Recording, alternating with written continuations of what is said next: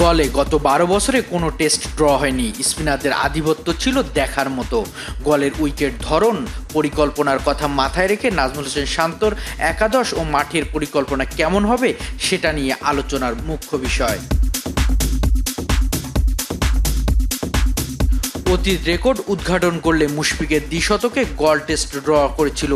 এরই মাঝে অতিবাহিত হয়ে গেছে প্রায় এক যুগ। সমুদ্রের মাঝে প্রকৃতির সৌন্দর্য ঘেরা গলে নিরাশ হয়নি ক্রিকেট ভক্তরা। ২৬টি ম্যাচ অনুষ্ঠিত হলেও ফলাফল এসেছে প্রত্যেকটি ম্যাচে স্পিনাররা পেয়েছে দুহাত ভরে, দেখিয়েছে ঘূর্ণির কারিশমা। সর্বশেষ ৪টি টেস্ট শ্রীলঙ্কা খেলেছে অস্ট্রেলিয়া ও নিউজিল্যান্ডের সাথে। অস্ট্রেলিয়া স্বাগতিকদের পরাজিত করলেও নিউজিল্যান্ডের বিপক্ষে ঠিকই জয়ের দেখা পেয়েছে শ্রীলঙ্কা। ৪ ম্যাচে ৮৩% উইকেট গিয়েছে স্পিনারদের পকেটে।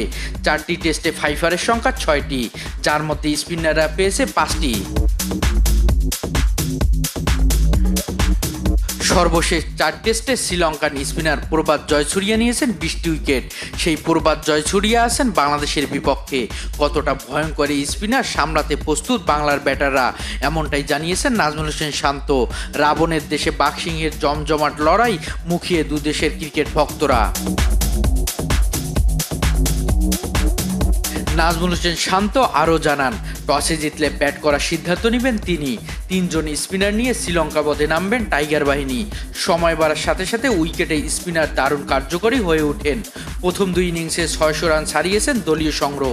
তাই টসে কপাল না পড়লে প্রথমে ব্যাটিংয়ে নামবে শান্ত বাহিনী। প্রথম ইনিংসে ব্যাট করতে খুব বেশি দুর্বিষহ হয়ে উঠবে না, তাই ব্যাট করার সিদ্ধান্ত থাকবে বাংলার কাপ্তান ও তার দলের। Shariful Islam, mid wicket.